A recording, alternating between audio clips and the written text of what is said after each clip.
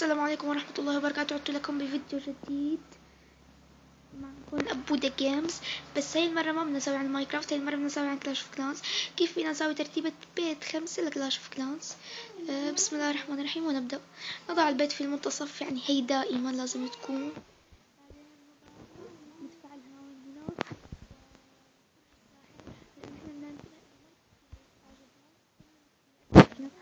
وهون بنحط مثلا دفاع جوي. أهم شيء قدام البيت الدفاع الجوي هو وقلعة القبيلة. هلا في ناس بيحطوا قلعة القبيلة برا، حطيتها برا أو جوا نفس الشيء، إنه ما حتفرق، هي بس مشان نطلع لك الدعم يكون جنب البيت مشان تحمي لك إياه. بعدين بنحط المخازن. نضع هذه هنا وهذا هنا. لا آسف، ونضع هذا هنا هكذا. ثم نضع مخزن الذهب هكذا. بعدين نضع سور. هلا في عندي نصيحة لإلكم.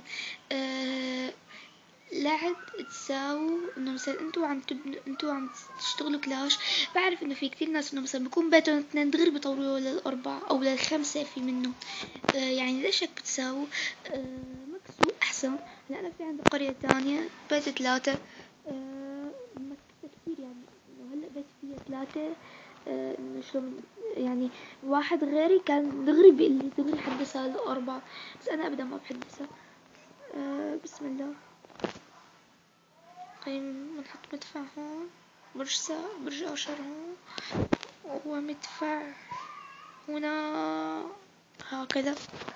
بعدين بنغطي المدافع وبرج الآشر بسور بهذه الطريقة حتى تبين انه مربع وفي بقلبه إشارة زائد.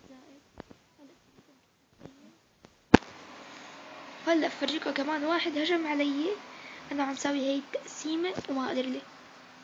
انظروا كيف هي التقسيمة ممتازة، يعني هو بجدارة. نضع برج آشر هنا ونضع مدفع هنا. هلا ما ضل في كتير سور، فبنحط قنابل.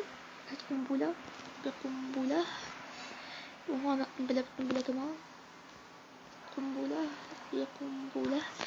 بعدين فخ زنبخ، فخ زنبخ، زنبريك، شوي صعب اسمه. بنحط سور بسور هيك انه قد ما فينا منظمة. بنحط واحدة هنا غير قليلة. لا هي لازم نعملها هيك. ونضع واحدة هنا. هلا هاي بتحسوها كأنها خافسة، بس أنا عم حدثها عم طورها. فهلا مشان تزبط غير قليلة نضع هنا جدارات، وهنا جدارات، بتكون انه هيك ساويناهم مع بعض. هلا هون بنحط انه بنغطيهم مشان ما يقدر حدا يهجم، مشان اذا هجم انه مثلا على انه بس يردوا، بس مشان برجوج الآشر تساعد. انا اسف. نضع كمان واحدة هنا هكذا. بعدين نحط هذا هون ولا هيك، ما فينا بنغطيه.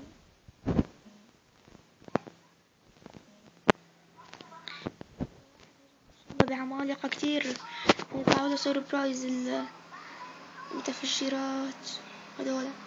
المهم ونضع السكنات وين ما بدك الواحد يحط السكنات. هذا مصنع السحر كمان، هدول لا تهتموا فيهم كتير، حطوه وين ما كان بس انه يحمون اذا هجم لازم يدمرون حتى يقدر يفوت على الدفاعات. هو يعني تكون الدفاعات كسرت طبعا. نحط كوخ البناء هنا، وكوخ البناء الثاني هنا، والثالث هنا. انا بنصحكم انه انتوا لما تشتغلوا بالكلاش لازم ما تصرف جواهر، لا تقدر تشتري العمال. ثم نضع حفظ وتأكيد. حطيت ضبط كفاءات، انظروا كيف جميلة جدا قوية ايضا. رح افرجيكم الهجوم. لا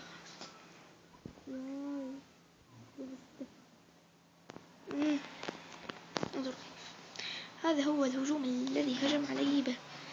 يمكن طيب فرجيكم يا بدروس جاية، بس سامحوني إن النت عندي انقطع. السلام عليكم ورحمة الله وبركاته.